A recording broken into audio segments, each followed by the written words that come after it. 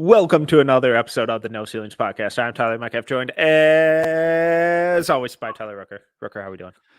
We're live. We're doing great. It's gonna get weird. I'm really excited for this episode because it's been a minute since we've done a mock draft peer review, Metcalf. So I miss these. These are chaotic. It gives a chance for me and you to kind of voice our own opinion.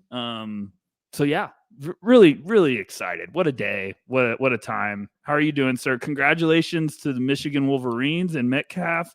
Go Blue. What a time. What a time. What a time to be alive. Oh my God. Go Blue. National champions. Oh, best team in the country. Don't give me this Georgia bull crap. They would have big boyed them just like they did Alabama. They would have broken Kirby Smart just like they broke Nick Saban. Okay, wait, I got to slow you down because you were on a real heater before we hit record. I was like, whoa. Okay, so we got to start. Okay. But it was great. Congratulations. It was incredible. It was absolutely incredible. On cloud nine. Jim Harbaugh can do whatever he wants. Any of these Michigan players, go declare, go be great in the NFL. Love you all. Just absolutely incredible team, incredible season. But that's not what the people are here for. Like you said, it's mock draft time. Bit of housekeeping at the front before we get into our mock draft peer review, and then we're going to update the stock game as well because Corey did publish the updated kind of consensus community rankings last week. So we're going to update our portfolios at the end of the show. Also, Jordan Hawkins, we got full slate today, so we're pushing that to next week. Sorry, we'll get to it. But bit of housekeeping at the front. Playoffs for the NFL, NCAA basketball's heating up, NBA regular season's heating up. Best place to go enjoy that. Underdog Fantasy partners, they partnered with us this year. They've been awesome. I've had a ton of fun kind of experimenting with their drafts, their pick'ems. Head over to Underdog Fantasy, use our link either in the description or our promo code No Ceilings to enjoy a 100% deposit match and all of their various offerings. They got a ton of specials going on across basically every sport. This week, I went lower on Tua Tagovailoa's passing yards at 238.5. I think weather's going to be a big issue. Yeah, weather's going to be fun there. Kind of along those same lines, I went Isaiah Pacheco, higher 0.5 rushing or receiving touchdowns. And then I went higher on Puka Nikola with 6 receptions. So head over to Underdog Fantasy, support friends of the show, support our partners. They're great people over there. Also, we got a ton going on at No Ceilings this week. Shout out to Evan, who put up an awesome piece on Adama Alpha Ball. I think that was Thursday it went up. I will have a piece on Adem Bona, kind of detailing that brutal situation, the spot he's been put in, and why you should still believe, despite the season that's going on. And most importantly, what inspired the theme for this episode, we have our second mock draft over at NoCeilingsNBA.com. Go check that out. And No Ceilings Plus subscribers get access to the video of us kind of debating, and you get to see the whole process, the debates, the different names that come up for each pick. It gets heated. It's contentious. There are a ton of names. This year is a mess. I think that's it. A mess. The mock draft it usually takes us an average about 5 minutes per pick, maybe 10 minutes on a heated debate. I think the first pick for our second mock draft was 15 to 20 minutes. So it was fun. But yeah, I'm excited for this one. We had some crazy names show up.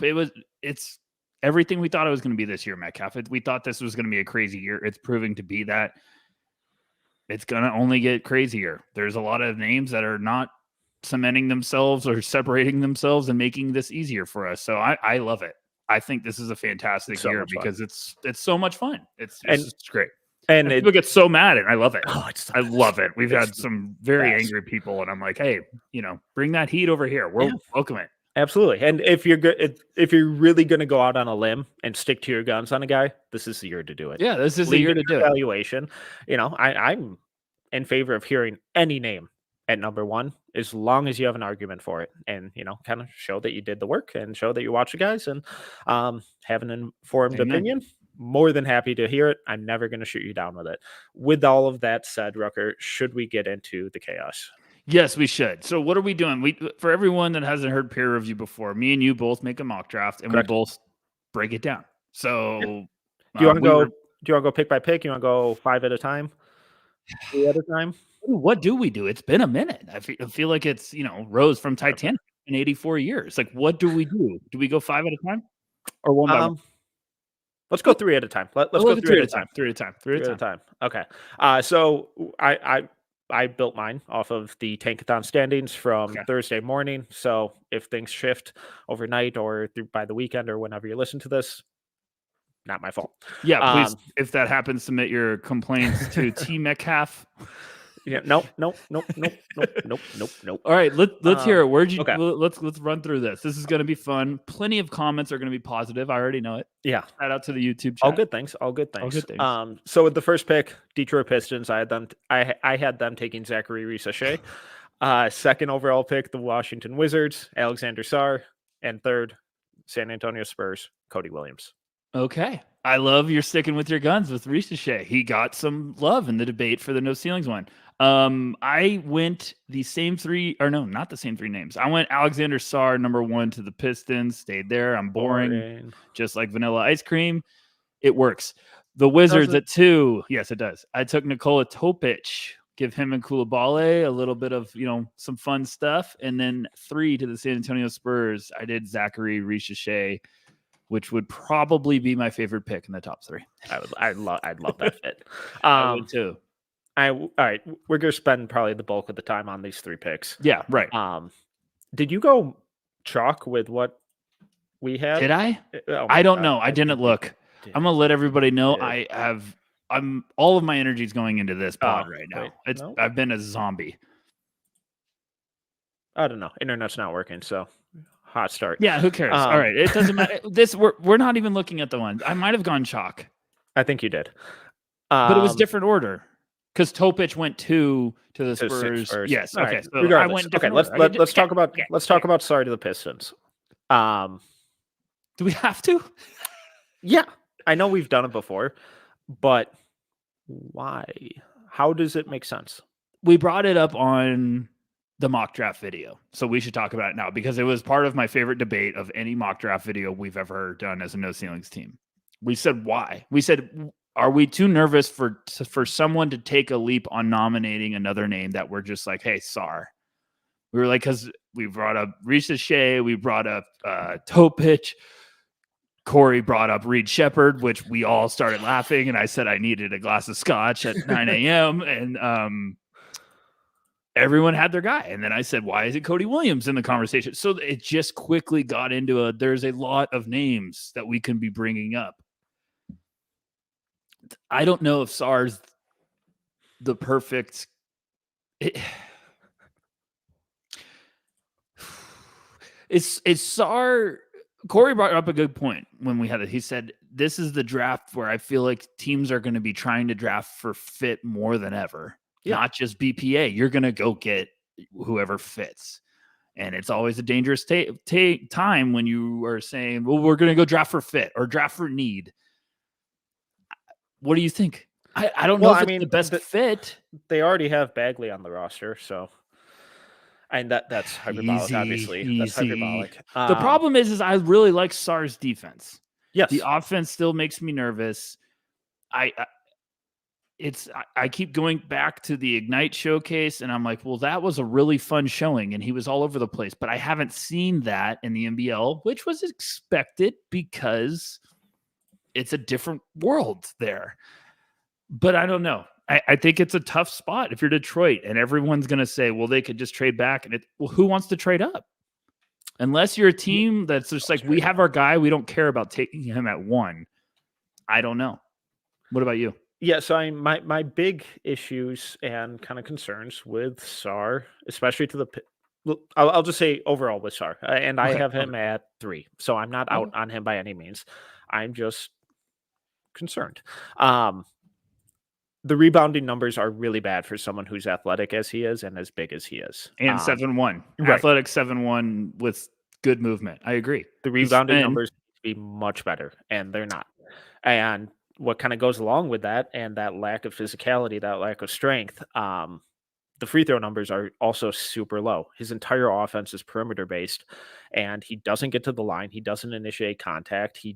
isn't really a presence around the rim on either end of the floor except for the shot blocking. I love the defensive versatility. He has a ton of defensive upside. The highlights on offense with the shot, with the pick and pop stuff, the attacking mid range, spinning back across his momentum and hitting a fadeaway pull up. It's gorgeous. The upside with him is astronomical. But all the numbers are down across the board. And when you watch it, it kind of matches. He doesn't crash the glass. He doesn't attack the rim. He doesn't score in the post. He really doesn't rim run. So when you're that big and that athletic, I want to see some of those simplified stuff. How do you get your easy buckets? And right now it's just the pick and pop, really. And the percentages continue to drop by the week. So I just don't think he's as sure of a thing as a lot of people have kind of pitched him as, and especially on the Pistons where they don't have shooting. And I'm not entirely sold that Sarr's going to be a high 30% shooter. I think he could be. I'm not ruling it out, but I'm not totally convinced. And then does he get minutes over Duren? Does he play alongside Duren? Does he get minutes over Isaiah Stewart? They love Isaiah Stewart there. So it's just tough. I really, really, really don't like the fit, is my biggest thing. Because I still have him going 2, and I think the Wizards would jump all over getting him at 2. I did too. I like him going to the Wizards because I think that's your swing where you're like, okay, we have Sarr down there that just needs playing time. We have Koulibaly to keep rolling with. Like, that's a great fit. If Detroit got 1, it wouldn't be popular, but I would be like, they need to take Jacoby or Reece Shea, or if Cody Williams starts to get cooking again. Those are 3 names I would be like, those fit. Those make way more sense to me. Yeah. Go ahead. No, just the names I was going between were Reece Shea and Jacoby. Yeah. Because they have that shooting. I think they're complementary pieces. And I know that's not super exciting to take a complementary piece at number 1, but I think they're complementary pieces that still have a ton of upside. So those were kind of the 2 names that I was leaning towards.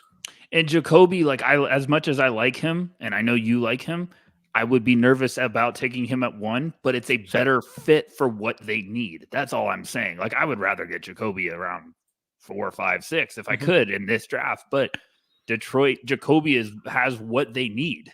Like, he can space the floor. He can shoot it. He plays a position they need someone to step up.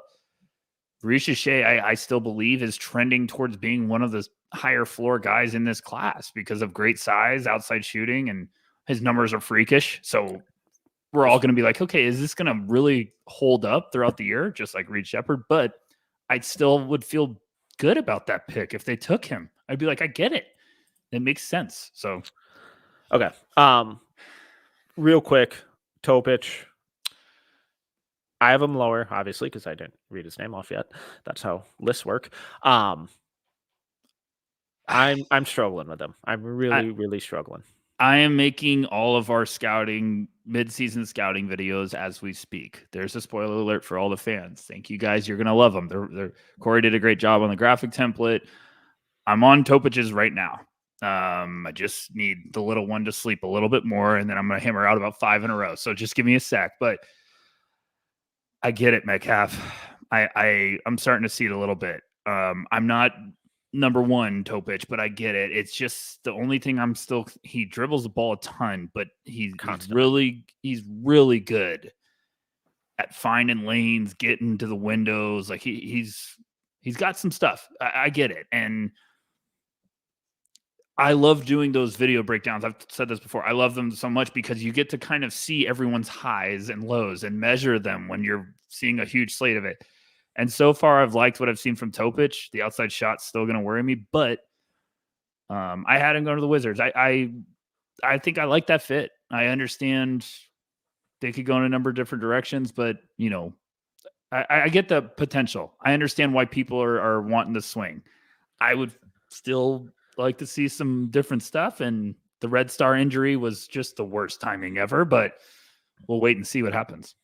Yes, and I thought about him at 2 here, but I thought if Sarr was on the board, that makes way more sense, and I have a lot fewer concerns about Sarr than Topic. With Mega, Topic's rim pressure, his at rim finishing, the playmaking was all outlandish. It was absurd. And it was so much fun and produced insane numbers. The outside shot numbers got worse as the season went on. Form is kind of funky. Absolutely no mid-range game. And then the defense was non-existent. Moves to Red Star for, I think he only got 3 games before he got hurt. Yeah. Incredibly sucks. Because he left me with so many more questions than answers there. And I came away from those 3 games feeling way worse. And the big caveat I have to put on this is that he's, I think, the youngest player in this draft, moving up to the second best league in the world in the middle of the season. So that's a lot to ask from a really young player at the point guard position. So I was expecting it to take a long time for him to really find his groove and, hopefully kind of acclimate to that environment. But those 3 games are rough. He did not look good at all. Some of the playmaking was still there. Some of the flashes. I think he had one game with like 8 assists and like 1 or 2 turnovers. So the playmaking kind of translated pretty seamlessly, but he couldn't turn the corner on guys. He was consistently getting walled up on drives. He was consistently getting bumped outside the lane and having to take these wild flip shots. The shot still isn't there. The defense was non-existent again. So that if he can't get to the rim, what is he doing on offense? Because he's not shooting, he's not pulling up, he doesn't really take floaters. I know the ball movement is there, the passing is there, but he also dribbles the air out of the ball a lot of the time. So if he can't consistently get into the lane and get to the rim, what is his threat on the offensive end? No, I get it. I understand. He if he had this advanced, just really consistent float game, getting to the rim, like without the athleticism, because I think you pointed out once to me, you were like, he's got 1 dunk or something. 0 dunks. 0 dunks. Sorry. Just trying to give him a little credit. But if he had all this whole bag of, tricks around the basket, and he shows some of it, it's just, I need more consistency. I'd feel better, but I think that can come around. We'll wait and see. It's a really cool thing, and that's why it's such a bummer that he got hurt. It's a really cool opportunity, scouting wise, evaluating wise, for this guy kicking ass, and all of a sudden it's like, okay, we're gonna throw you into a gauntlet and see how you hold up. It's like, whoa, this is gonna be sweet. So want him to get healthy. But anything else? Cody Williams at 3. I love you for that. He just came back against Cal, had a little rough shooting numbers, which is expected, especially off a wrist injury, especially off of that. But I'm excited that he's back. I don't think you're crazy. I think he could end up being a top 3 pick. Just kind of feels like a Spurs type player too. Also feels like a Spurs type pick too. So I'm like, yeah, we'll take Cody. Thanks. The other, I considered Jacoby there as well. I considered Saloon. I considered a lot of guys there. But I just thought Cody had a little more upside than them. Yeah. Let's move on. But first let's take a quick break. Okay, we're back. Let's move on to picks 4 through 6. Now that we're almost 20 minutes in, hot start. All right, so with the 4th pick, the Hornets, I had them taking Jacoby Walter. At 5, the Trailblazers taking Tijane Saloon. 6th pick, the Memphis Grizzlies taking Reed Sheppard. I just love how aggressive some of you guys are getting with the Reed Sheppard experience. And it's funny when everyone gets mad about it, because I just go look his numbers up. Like, give me a break. Like, anyways, 4 for Charlotte. I took Jacoby Walter as well. At 5, I took Cody Williams to the Portland Trailblazers. And at 6 for the Memphis Grizzlies, Tijane Saloon. I went swinging. Unbelievable, stretch of 48, 72 hours for the Grizzlies, with the John Morant, followed by Marcus Smart has a great game, followed by he's out now for goodness Lord. So yeah, I gave him one of my favorite guys that's on fire right now in this draft. But love you giving him Reed Sheppard. That's also a Grizzlies pick if they did it. So I mean, we saw how important Tyus Jones was to that crew last year. Yes. Who knows what the long-term kind of plan in that backcourt is, and kind of providing. I just think that the shooting, the decision making, the defense, as at least a backup point guard with the opportunity to kind of grow into a bigger role. I think he really complements Ja. I think he really complements Desmond Bane. It complements Marcus Smart. Who knows what they do with Luke Kennard there. I think he's one of those guys where if you're the Memphis Grizzlies coming into the year, you had expectations of being a legitimate playoff contender. you add someone with Sheppard's consistency, maturity, versatility to that backcourt. I think that's really, really exciting for them. His numbers are still absurd. They're not falling off.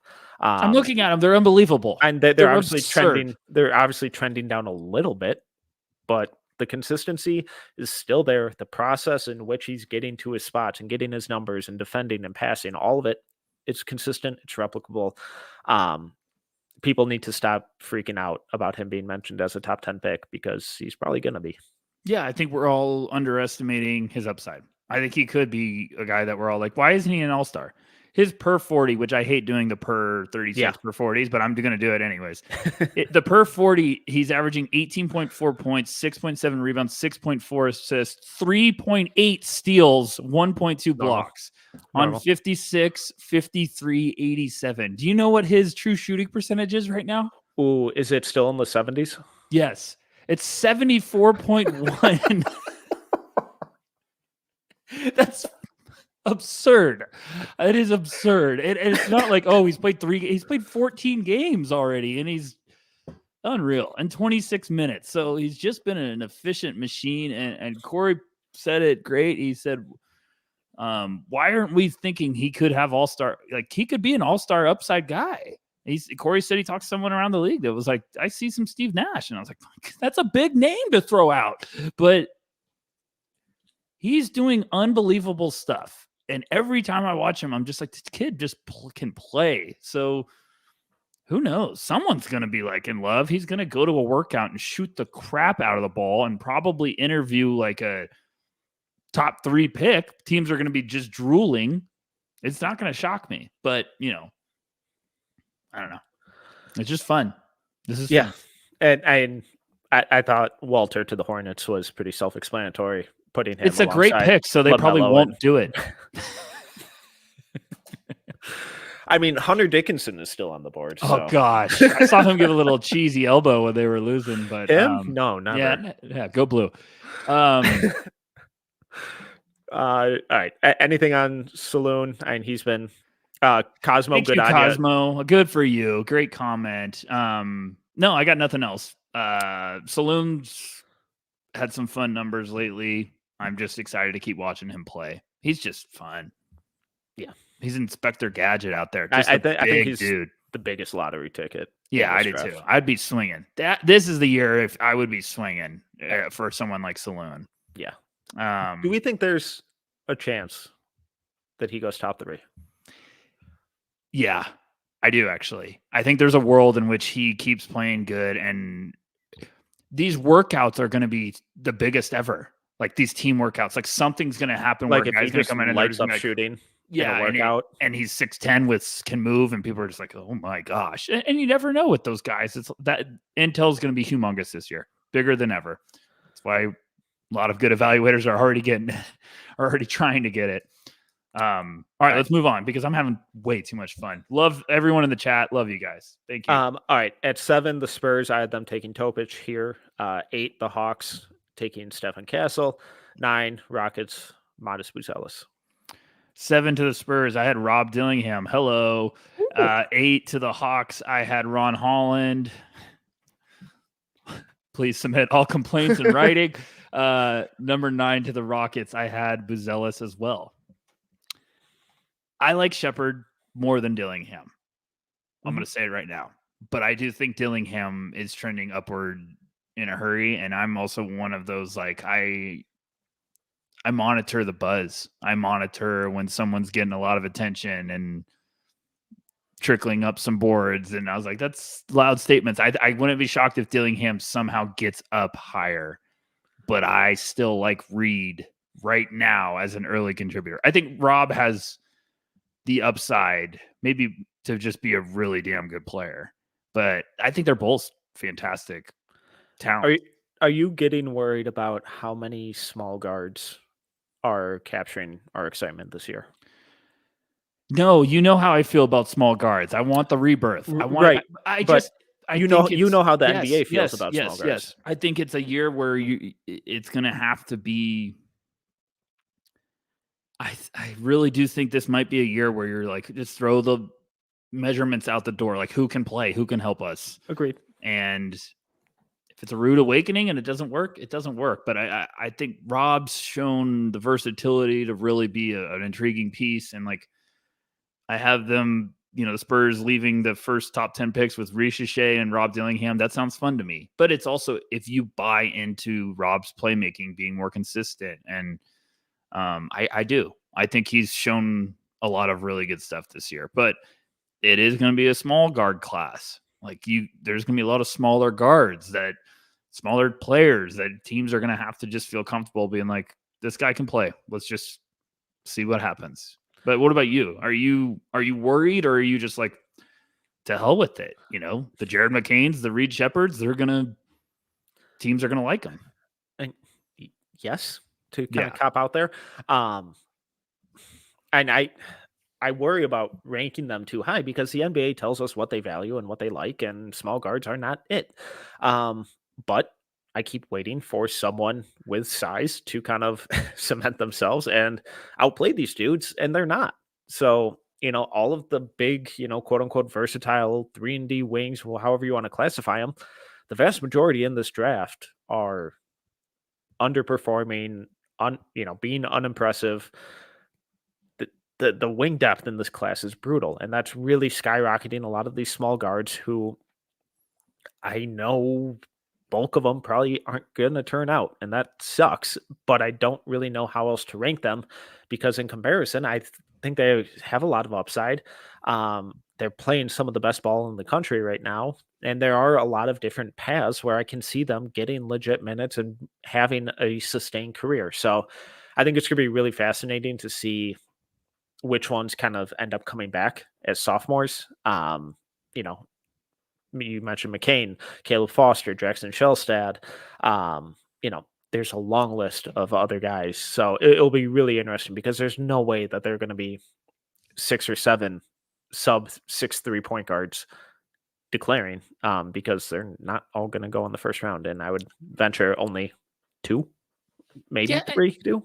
And I think this year too, a lot of fan bases, you got to open your mind to, like, you're not drafting. This isn't like, oh, we're drafting to get a star.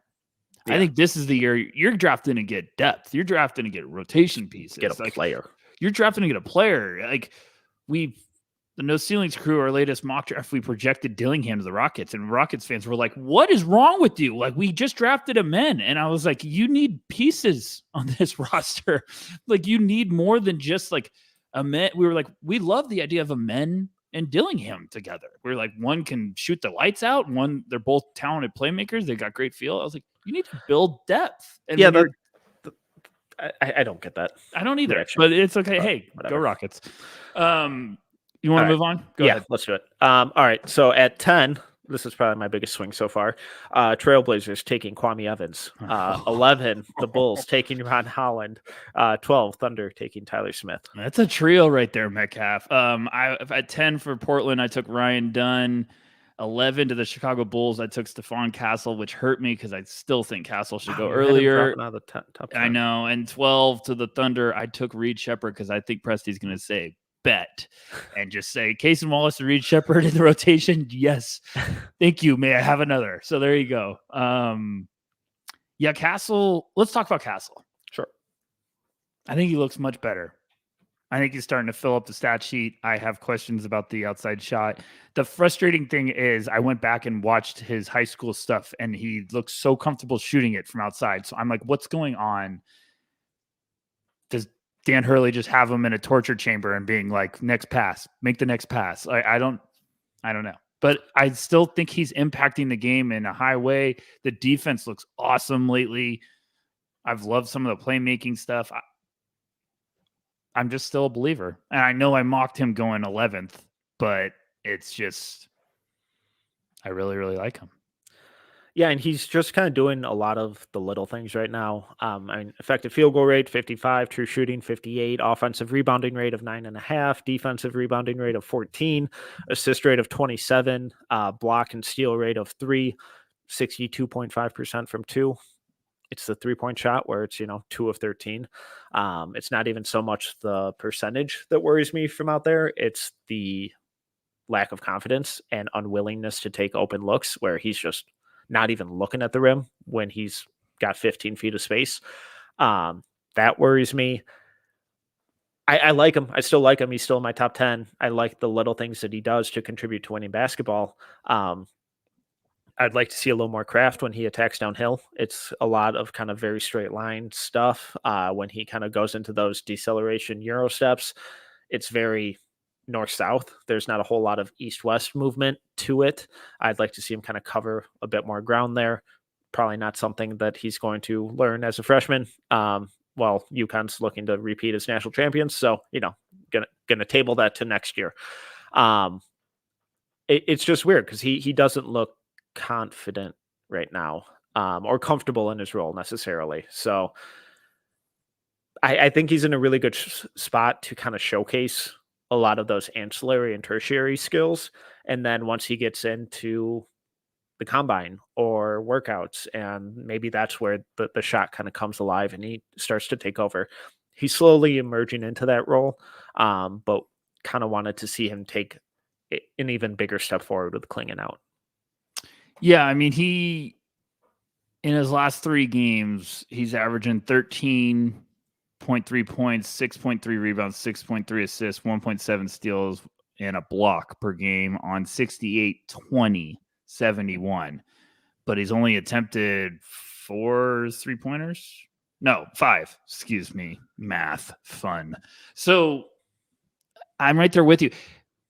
Every time I've watched him lately, because now I'm watching him like a hawk, because I'll put my hand up. Like I had him at 1. I've had him at 1 because when Stephon Castle's clicking, he looks like an alpha in this class to me. But the outside shot right now is making me want to bring him down. But I'm also one of those, like I've said this before on other podcasts, like I don't easily just be like, oh, I got to move him down from 1. Like when you're in my top 5, I stay patient with you because I'm seeing the upside. I need some confidence with the outside shot because everything else is awesome. And the defense is way ahead of where I thought it was going to be right now. So if he just starts hitting a couple of outside shots a game, I'm going to feel good about him being up there. And I think the numbers will start backing up. But yeah, that's all I got. Should we talk about Ron Holland? Sure. Okay. I'm still fine with them. Cosmo in the chat was calling us out about it. It's okay. Yeah, we love this. We love when people bring some heat because there is some people that are very passionate about Ron Holland. You had him going 11th to the Chicago Bulls. Yeah. I had him going 8th to the Atlanta Hawks.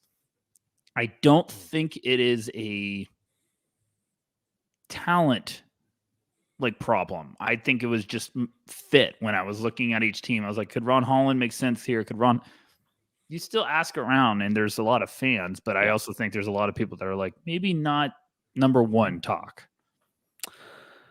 Yeah. I sound like a broken record here, but for me, my issues, or not issues, because that makes it sound way more severe than it needs to be. My questions, let's go with Holland, are more of the kind of intangible stuff, the work ethic off the court, the feel, the passing vision, the just overall feel and decision making and processing speed. And there are so many times he just drives into traffic and completely misses a wide open dump off or kick out to the opposite corner. I know the team construction on the Ignite isn't ideal right now, but it'd still be nice to see him move the ball a little more frequently and not turn it over a ton. So it's a really long season. It's a really hard league to adjust to, especially right out of college. So, I'm still being patient. He's like 5 or 6 on my board right now. 6 on my board right now. So by no means am I out, but I think there are a lot of really glaring questions that continue to pop up both on film and from people in the league that I have talked to. So I get taking a swing, kind of like Saloon. I think Holland's a little more talented and versatile than Saloon right now. But I think he's kind of along those same lines of, if you're going to take a big swing, I think Holland is one of the guys that you're going to do that with. Okay.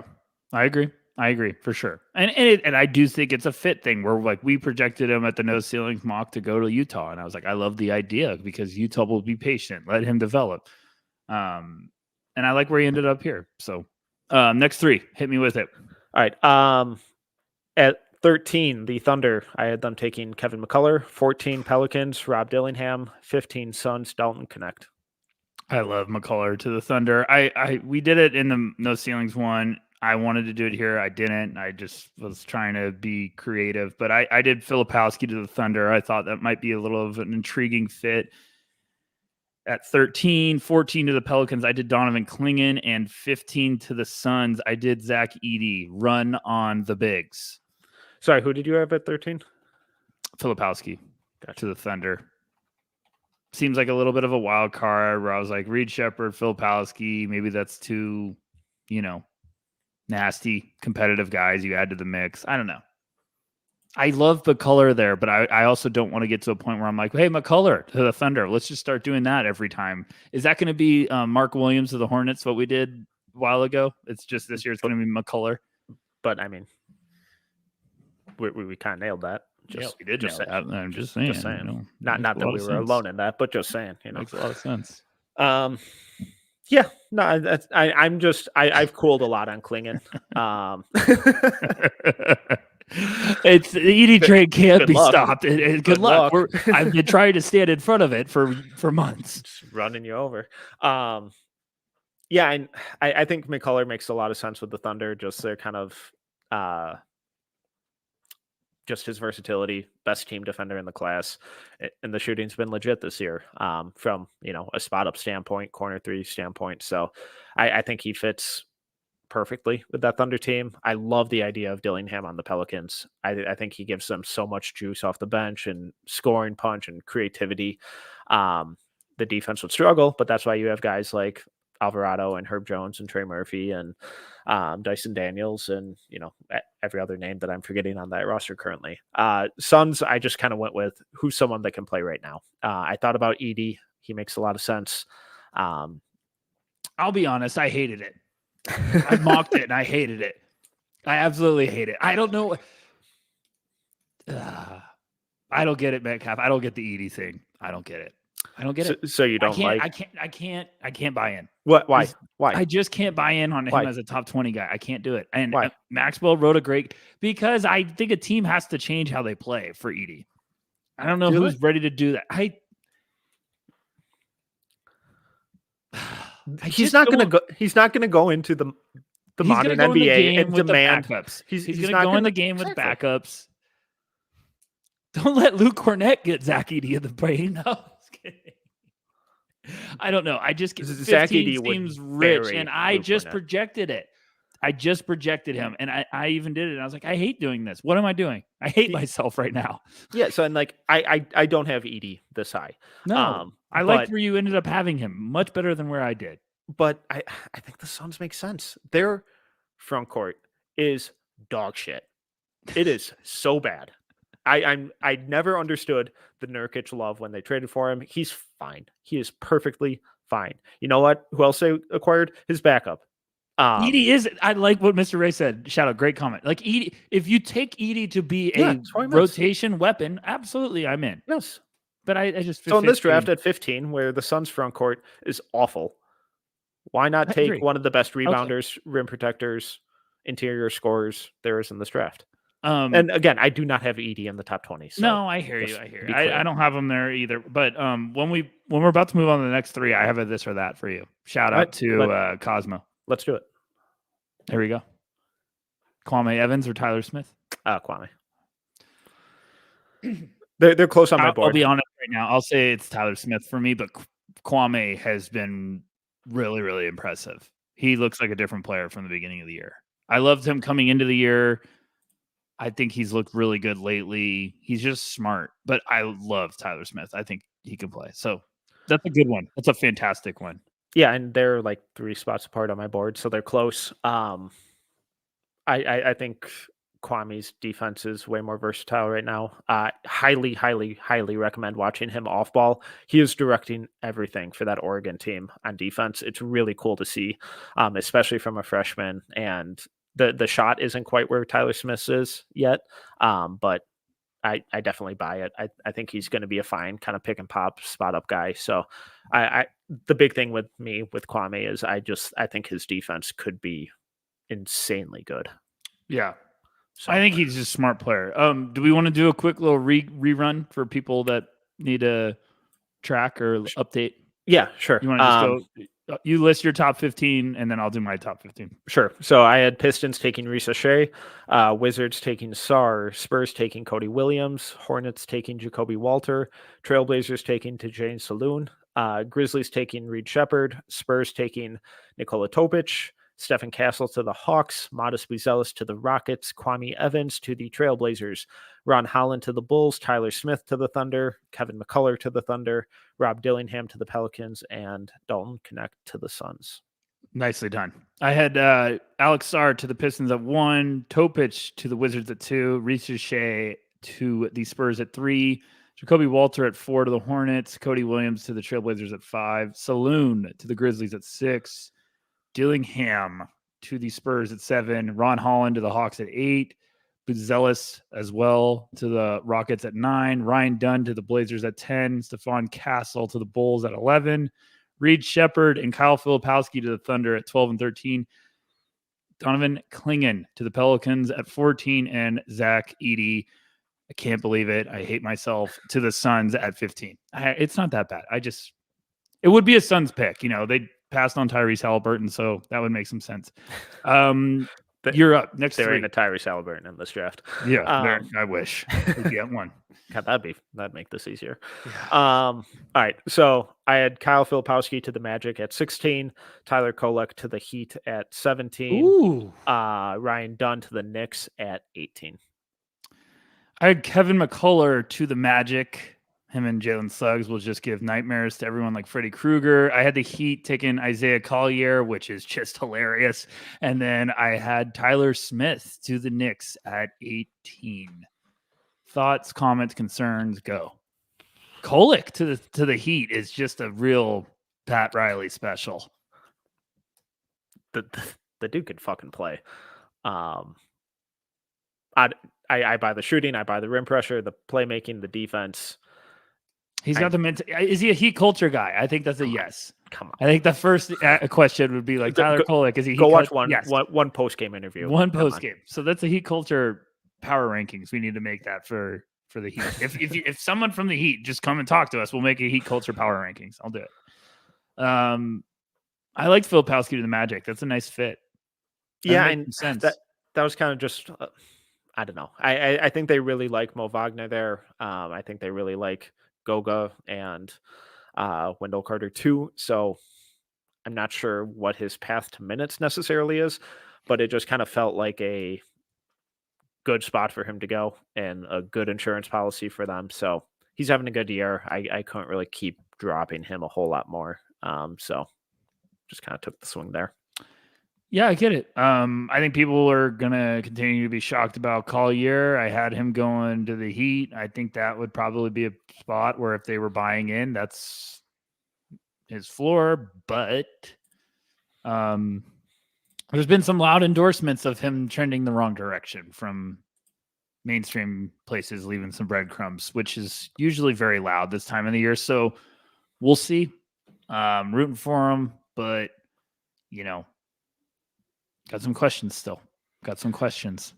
Yeah, and if you need a good laugh, go check out our mock draft video. And Corey had a couple rants. Oh my goodness! It got to a point where we were like, maybe we shouldn't put this video up. And we were like, no, we got to treat it. We got to do this. Okay. All right, let's move on. 19 to the Cavs. I had Isaiah Collier. Speaking 20 to the Pacers, Wooga Poplar. 21 to the Knicks, Tristan Da Silva. I had a little bit of a shocker. I had the Cavs taking Jared McCain at 19. Whoa. I had Kwame Evans to the Pacers at 20. And I had Missy to the Knicks at 21, which is still one of my favorite fits for them. The McCain one was a bit of a let's just get crazy. And I just think he's playing good. He might be a floor spacer, smart. You put him next to Garland, maybe that's just the smart player. I don't know, because let's be real, Donovan Mitchell's leaving. So I don't know. I didn't love anyone there. I wanted to put Trey there, and then I was like, to Cleveland. I was like, Yes, and I went with Collier just because his probably BPA and biggest swing and backcourt depth. They're just doing it again for when Mitchell leaves. Does they really make sense there? A little bit. It just was weird. I was like, I don't know where you go here. Yeah, and I just think having another point guard, kind of in the wings makes sense, and just upside swing there. Wooga to the Pacers, I love that fit, especially if they move on or Buddy Hield moves on, and then Tristan Da Silva just plays the Knicks like guys who play.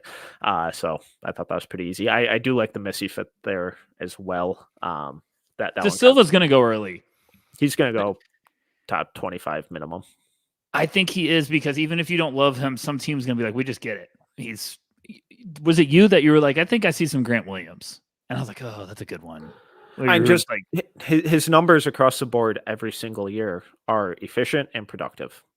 They're not flashy. They're not the best in the country by any means, but they're efficient, they're versatile, and they're productive. And that type of consistency at, was he like 6'9", 6'10", maybe? Yeah. The ballpark, give or take. Teams are going to salivate all over that. I don't think I'd be surprised if he had, if he turned out to look like Jaime Jaquez in his rookie year. That would be shocking, but I think a lot of teams are going to kind of view him in that light, and they've seen what Jaquez has done this year, and I think they're going to probably convince themselves that Da Silva can be that type of guy too, even though they're different players. All right, next three, I had Pelicans taking Klingon, Hawks taking Otega Owe, and 76ers taking Zach Edey. Oh, man. If Edey is playing the Sixers theme song on repeat all the time and backing up Embiid, that actually would be hilarious. Just like Embiid comes off the court and you're like, we got the giant off the court. And then all of a sudden Edey comes off the bench and you're just like, what the fuck? That's kind of my thought process. So it's I love that. That's actually good. Okay, I'm in on that. Wow. I didn't think of that. Like there were other guys there. Like if Da Silva was there, I definitely would have jumped all over that for them. Dylan Jones, I thought made some sense there. Yves Missy, PJ Hall. There are a bunch of names, but I thought Edey was fun.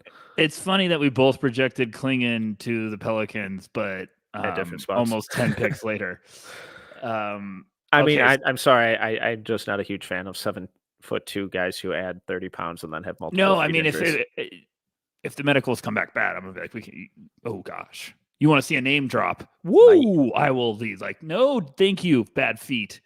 Bill Walton had bad feet for 48 years. Yeah. Oh, he still does. Shout out, Bill. Thanks for the titles. I took 22. I took Juan Nunez. Get on the train, folks. Yep. 23 to the Hawks. I took Trey Alexander. Still believing. 24 to the 76ers. I took Wooga Poplar. Love it. Nunez is fun, man. I think Nunez is going to start creeping up, and people are going to be like, whoa, okay, we got to start paying attention to Juan, and he can play. Do you buy the shot? I think a little bit. Do you buy his shot or Topic's shot? I think his. Oh, man, I think what a question by me. This or that. This or that shot. Pick a jumper. Oh boy, shot for your life. Oh my gosh, I can't do it now. All right, we're having fun. We're having way too much fun. We're sober. I would lean Nunez. For the shot specifically, not player overall. Yeah. But I think his playmaking's kind of on par with Topic. Oh, what did Woj tweet? Oh, son of a gun. Great. Shout out to the fans. That is, it is the worst Woj bomb ever. It was about esports. So I don't need NBA 2K Woj bombs. Cool. No. Back on track. Yeah. Let's continue. At 25, I had the Thunders taking Pacomi Dadier. 26, the Nuggets taking Dylan Jones, and 27, the Bucks taking Tyrese Proctor. I love Pacome. I didn't have Pacome going in my mock draft for this Oh, top. big fan, I see. No, I'm a huge fan. I still have Yeah, him in clearly. my top 30. I just didn't see who was the draft.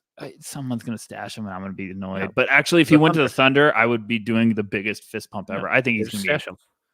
highway robbery. I think he's gonna be a legit talent. Like I really do think Pacome is that good. I think Pacome's that good. So then why is he not in your top 20? I just don't see where the fit is, and I was going to put him to the Celtics at 30, but I feel like that's cheating because I'm a Celtics No, fan. just on your big board, not. No, he is. Draft. He is in my top 30. No, top 20. Oh, fine. If he's going to be such a steal. Let me look. If he's going to be such a steal, believe in him. Clearly, that's why I have him at 24. Okay. I have him in front of your boy Kwame Evans. That's how much I like him, and you know how I feel about Kwame. Okay, moving on. We don't need to put me on the spot here. I love the kid. I'm just trying. I love the kid. Okay, I'm just trying to let you kind of back up your bold statements. What are we at? 25.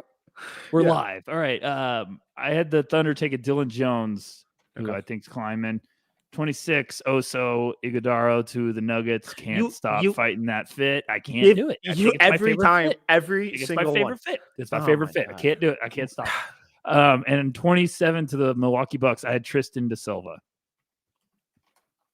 That's a good trio. If I may say so myself, that's a good trio. Thoughts, comments, concerns. Dylan Jones, I've come. Are you warming? Yes. Top 35. Friend of the program. Where do you have him? 34. Where did I have Dylan? Did I update this? About 2 weeks ago. You son. You really love him, huh? No, but about 2 weeks ago, he was in my 70s. I didn't get it.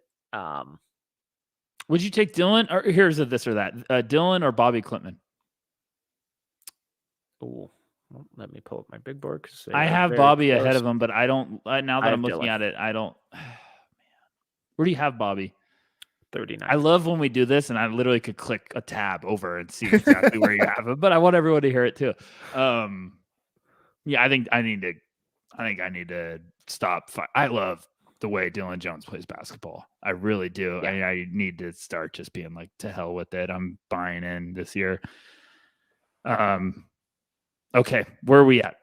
All right, 28 through 30. So at 28, I had the Pacers taking Yves Missy. 29, Timberwolves, AJ Johnson. 30, Celtics, PJ Hall. Man, you love the AJ to the Timberwolves. Missy's gonna go so much earlier, isn't he? Yeah, I think so. I mean, I like him to the 21, Knicks, and I don't know if he might go earlier than that. I like him to the Knicks at either 18 or 21.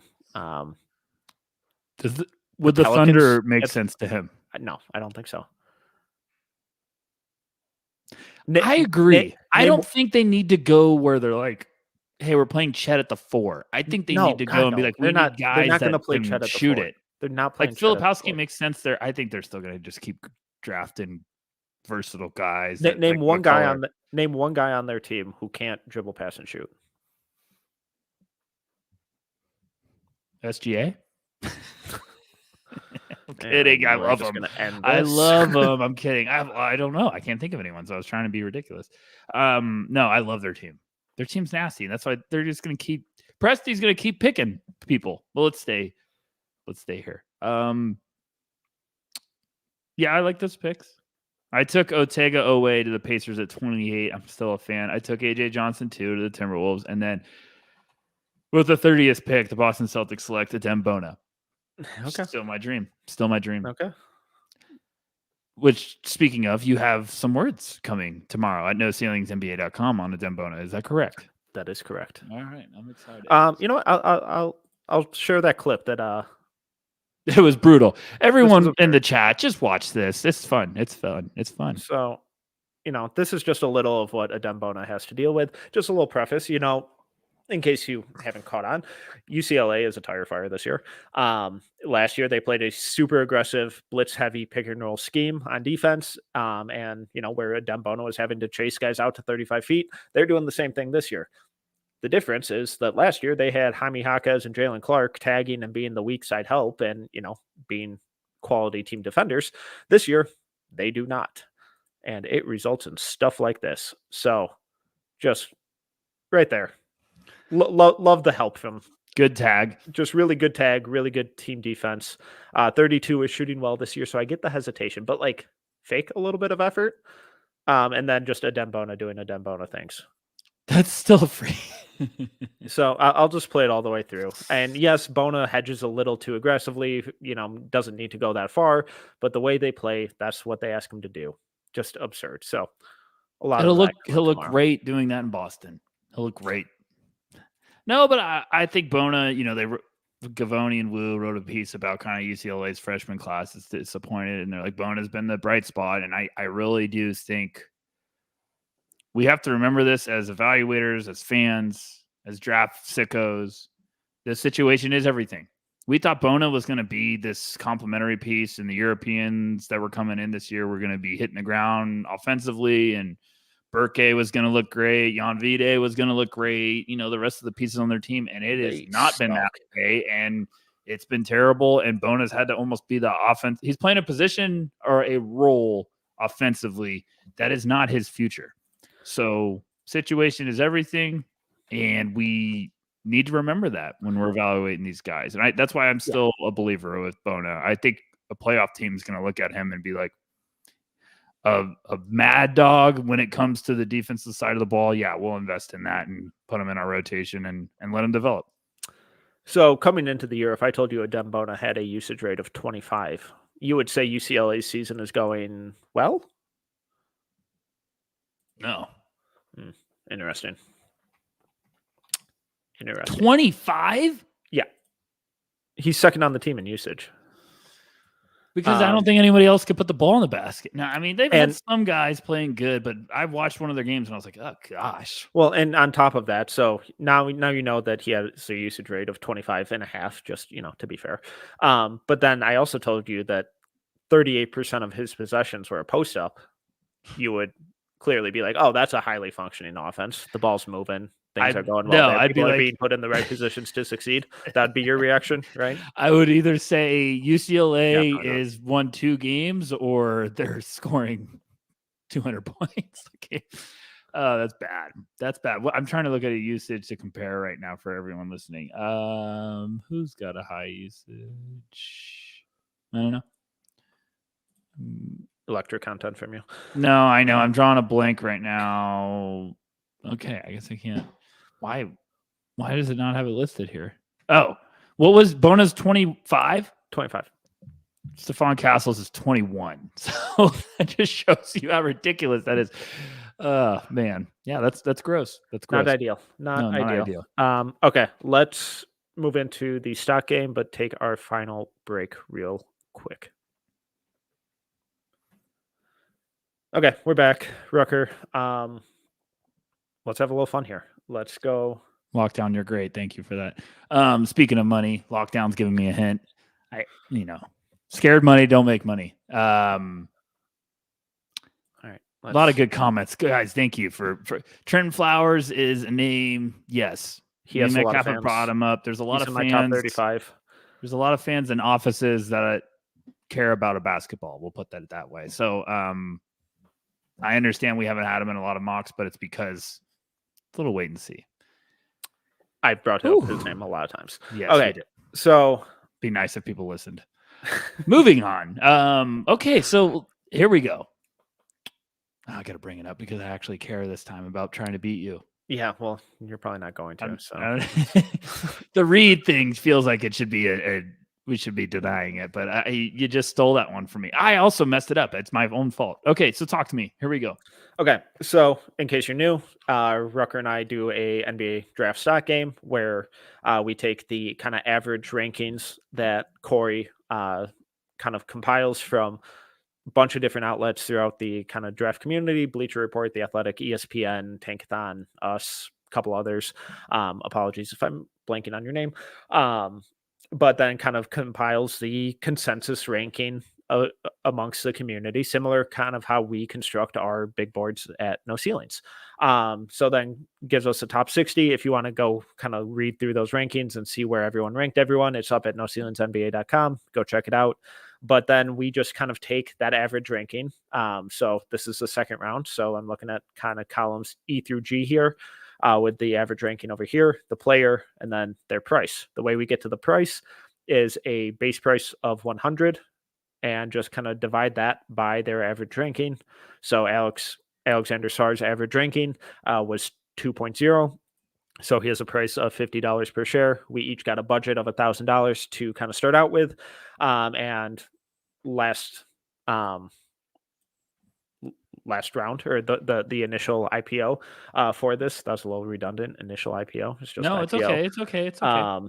We kind of bought our guys. I got Reed Sheppard, who wasn't even listed. Also, if they're not in the top 50, or which was the IPO, or the top 60, they have a price of $1. They're considered a penny stock. So I got Reed Sheppard at $1. Just if I sold them today, I'd make a profit of $1,800. So here's the spreadsheet. Here's all the info. Rucker, what do you want to do? So I have to sell first to be able to buy. If you want, you can stand pat if you like the way your stuff is looking. So for reference, if you sold everyone right now, you'd have a profit of $1,300. Okay. Let's do some stuff here. Trying, and I have names that I want to target, but I'm trying to. Oh, and also, if one of us buys a single share of one player, that means the other person cannot do it. We had a handful of No Ceilings Plus subscribers submit their picks as well. So we're having a lot of fun over in the Discord with all of that. But oh gosh, I'm gonna sell 100 shares of Dalton Connect. I don't know if he's going to make another jump. I got him at $1.97. He was ranked 50th. He's up to $3.70. He's ranked 27th. I don't know if I'm going to get a big jump there. So I'm going to sell 100 of that. I'm going to keep 100 shares, but I want to sell 100 because I want some throw around money. I got names I'm targeting. I'm really excited to. I feel like the veteran moving forward in future years is the first round you might not want to cap out. I feel like you want to keep some money so that you could jump on the next round if you get what I'm saying. But coward. Yeah, exactly. Scared money don't make money. No, you're right. You're right. I'm my own worst enemy right now. Okay, so yeah. So I'm making that sale. Okay. Because I'm also going to double down. Oh, and for everyone that we said, if me and Metcalf, if I have a name, Metcalf can't buy shares in that name. Yep. I don't know if you just said that. Sorry. I did. Okay. Well, I'll start listening better. I mean, it's been 3 years now, so probably not. Yeah, probably not. Okay. I'm going to also sell 100 shares of Reed Sheppard.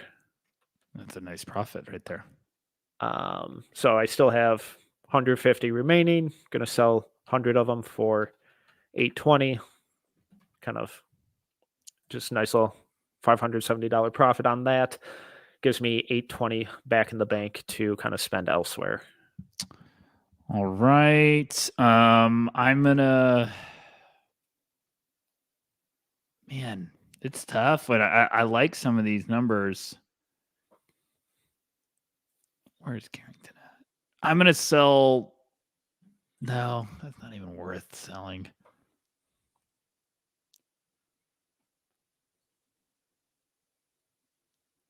You know what? Just I'm gonna buy. Screw it. We're gonna buy right Love away. It. Missy. Ooh, okay. I'm gonna buy 30 shares at $3.39. Gosh dang it. Only 30? Yeah, because I need to do some other stuff. Right. How much higher do you think his kind of stock price can go? Well, we got him right now at 29. I think he could get up to about like 20-ish. Okay. I just basically want to get that invested so that you don't pick that away from me, and then I can start to add to that total. but I need to sell some more money or some more stock. Okay. I'm also going to buy. I'm going to go Kwame Evans, who isn't on the board. Oh, gosh, dang it. Why do you do this, Rucker? I shoot myself in the foot every time. I got $800 to spend, so let's just go 400. Okay, how much do I have to spend? Not much. So you have 268.60. Oh, I thought I didn't have that much. Okay, well, I'm gonna go. Do you want to up your Missy share? Yeah, let me get another 20. Okay, so 50 total. Yeah. Okay, so you have 280 cents. Okay, $200 left. And then I want to spend $100.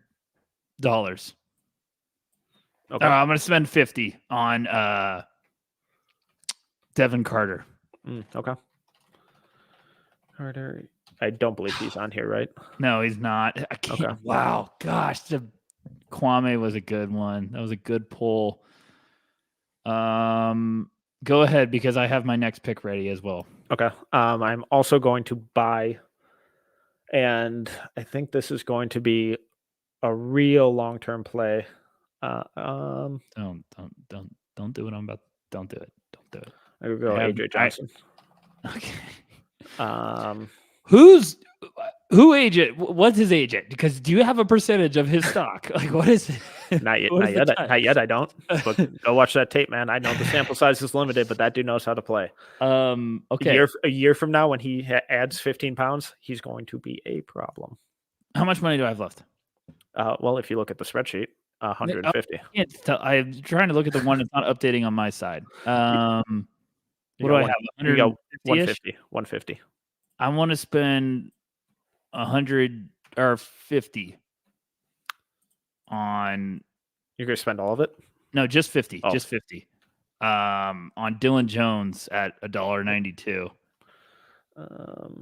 Yeah, that's just there he is. They're really okay. Let's see. I'm gonna go Tyler Kolek.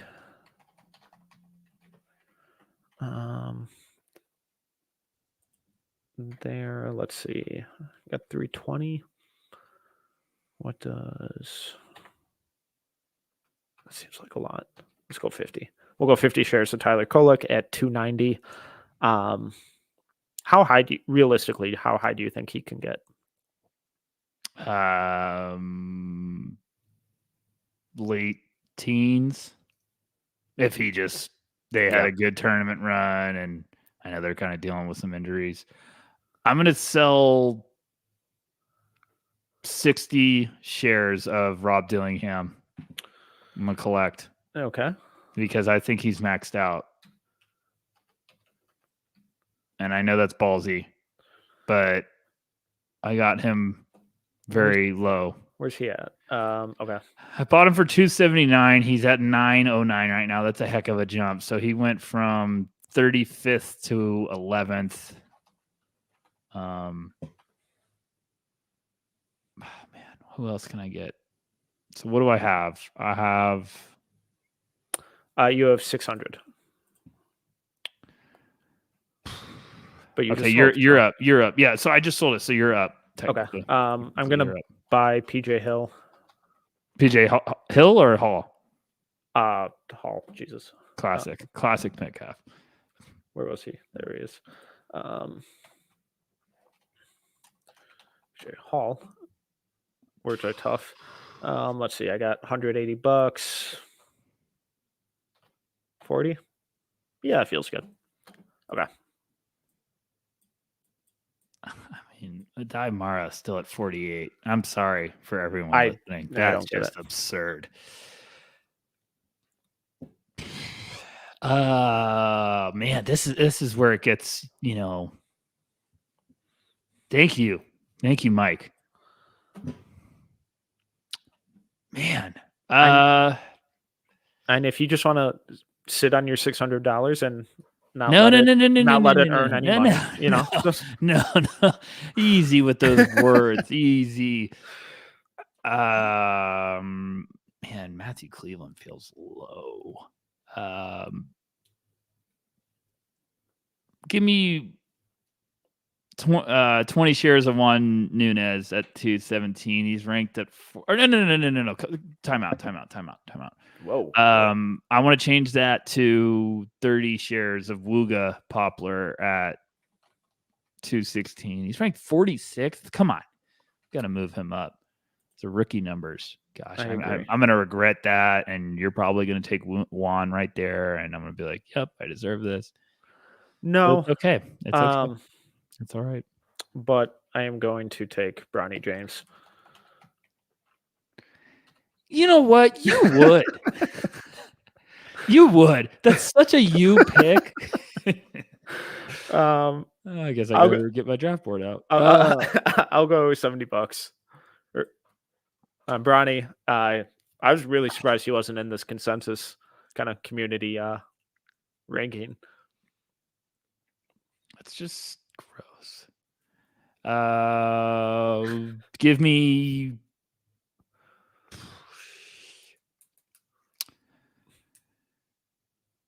man. It's tough. I'm sorry, folks. I'm looking at names and I'm trying to, give me. Are you going through the thing? Get buzzed. Are you going through the thing where you look at like 99% of these names and you're like, he's gonna fall? Yeah, I am, and I'm also going. I'm looking at names and I'm like, he's not gonna get. It's like, he's peaked. Just give me 20 of Jackson Shellstad because I can say I at least believed. Sometimes you have to believe for the dream to come true. So just. How many? 20? I don't think you spelled it right. Actually, I think that spelling is just horrendous. Yeah, it's not good. No, Staead. That's just terrible.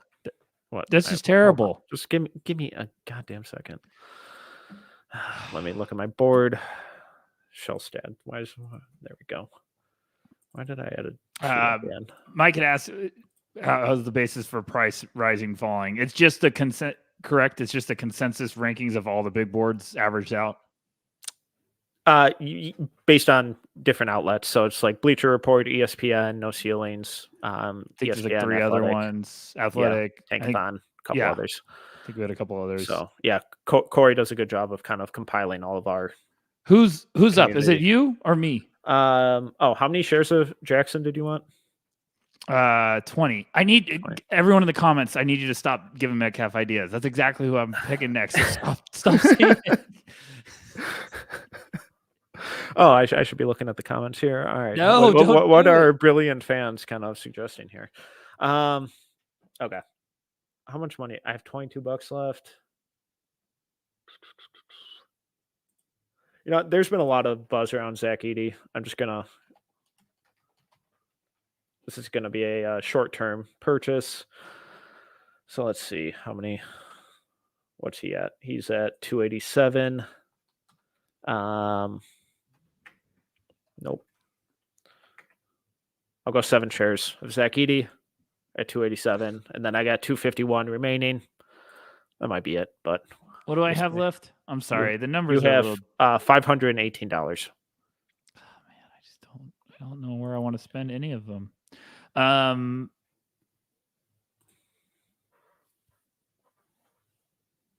trying to look at where I previously got.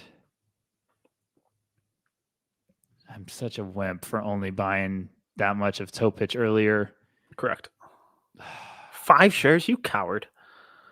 I think I did it because I didn't think it was going to climb that much, and I wanted to prevent you from getting it.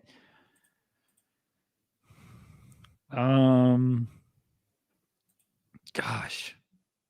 Did none of us get Cody? Wow, we sucked last time.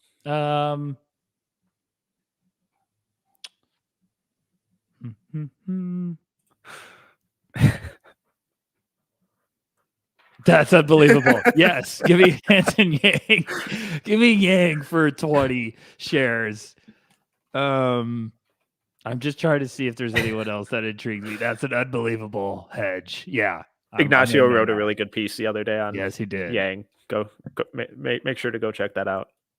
It's a Okay. gross range. Do you have anybody else? Or are you done? Yeah, I think. What was that background? My goodness, do we need Don't to have worry a about chat? Oh my gosh, goodness, I'm scared. PJ Hall, give me. I already took him.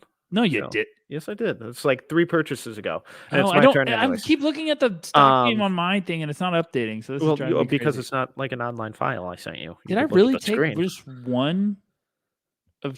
Gosh, man, what was I thinking the first round? Not much, but I'm gonna go Jackson Robinson, 2 shares. I'm gonna go Juan Nunez, 40 shares.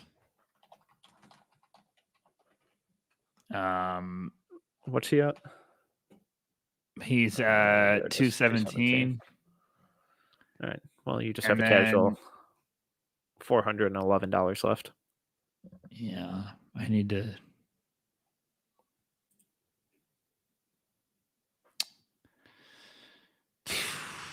Give me. Okay, I'm gonna really piss you off. I sold. No, I'm not gonna do it. No, I'm not gonna do it. Never mind. I was gonna double down on dealing him at a different price, but I don't. I think I'm good there. I think that's all I can go. So yeah, I'm fine with it. You're just gonna hold on to your 411? Yeah. Okay. Because I don't have anywhere else I want to spend it. That's the truth. I really don't. There's a lot of names in range that I'm like, I like it, but I feel like I'm barely getting any movement. It's the joke I said from the first episode. I was like, I wish I had stock of, or I wish I was trying to sell guys instead. Matthew Cleveland, give me 30 shares. Okay. He shouldn't be that low. This is absurd. He just had 22 and 12. He can play. What are we doing here? Kalkbrenner at 57 is absurd. We need to all have a conversation. BYOB. All right. Cool. That it? That's it. All righty. Gross round. Thanks for that one. That was a fun one. Yeah. We will update those next month when Corey kind of re-releases his community rankings. But Rucker, I'm assuming that I know what your answer to this is going to be, but what was the best thing you've seen in basketball recently? The Boston Celtics beating the Minnesota Timberwolves in overtime. Jason Tatum, bad man. He's been a bad man lately. Bailed out by the refs. Yeah, it's amazing how some people just can't handle losing. You know, some people can handle Vegas. Some people can't handle being patient for prospects to develop, and some people can't handle losing. You're telling someone who roots for the Timberwolves, the Cubs, the Lions, and Michigan sports that they can't handle losing?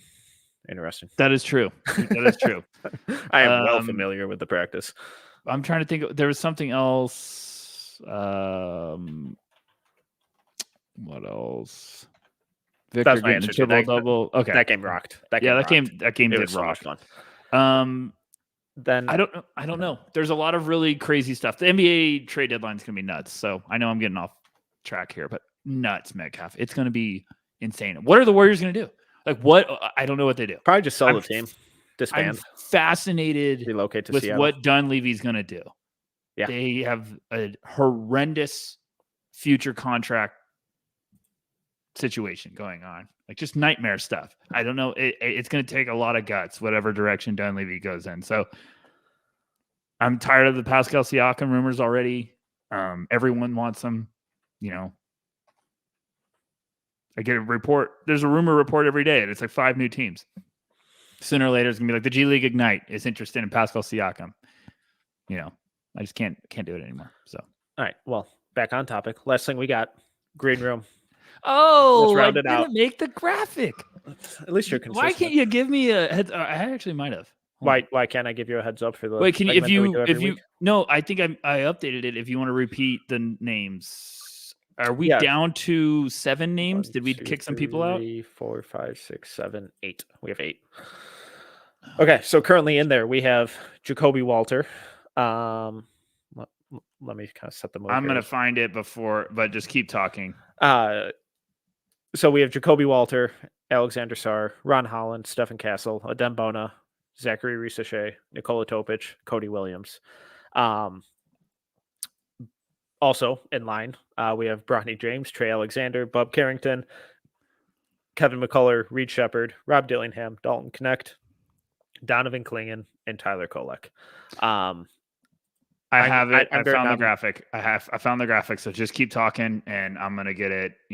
This is the real fun stuff. I have to do this very fast, so just keep talking. Okay. So I'm gonna get it uploaded for everyone. Appreciate it. Thank you. Real quick, I'm going to nominate that we boot Donovan Clingan from line. If you would wait and see. Oh man, you're like, hey, talk, and then I talk. And no, I did, but that's how quick it was. That was unbelievable timing by me. I mean, okay, so can you confirm that's all correct? Yes, those names all look correct. I just went into Photoshop and saved that and uploaded it in that record time. I mean, I deserve an award or a cookie or a holiday or something. Klingan's got to go. Yeah. We can't have injured big guys waiting in line all night. He's got a cast or whatever. It's just not right. So Klingan's out for me. Perfect. Same. Additionally, I would like to, I know we just kind of hyped him up and sang his praises, and I just wrote about him for Friday, but I think Adem Bona's got to go. I think Bona's got to go. The UCLA vibes are atrocious. It's really bringing down the mood. He's bringing work into the club, and it is just rubbing off on everyone. He's sulking. He's not happy. It's just kind of bringing down the mood all around. Bona is doing hey, your friend's really having a tough time, and all he wants to do is every time he tries to go out, he just wants to talk about how tough times are. And it's a friend who just got dumped. Yeah, all he's talking about is Jaime Jaquez and Jalen Clark and Tiger Campbell. And just the good old days. And it's the friend that got out of a really long relationship and all they want to talk about is how times used to be. And you're like, hey, we need to look forward. And they're like, yeah, but she was great. She was awesome. We had so much fun. It's like, no, stop it. It's been months. We need to move on. Yeah. So I agree. Bona's, he can't be at this club. He has to find a new club until he gets his head on straight. Agreed. Then he can come back. Okay, so Bona's out. Correct. So I'm good with the rest of the names being in. So we're down to 7. Correct. In.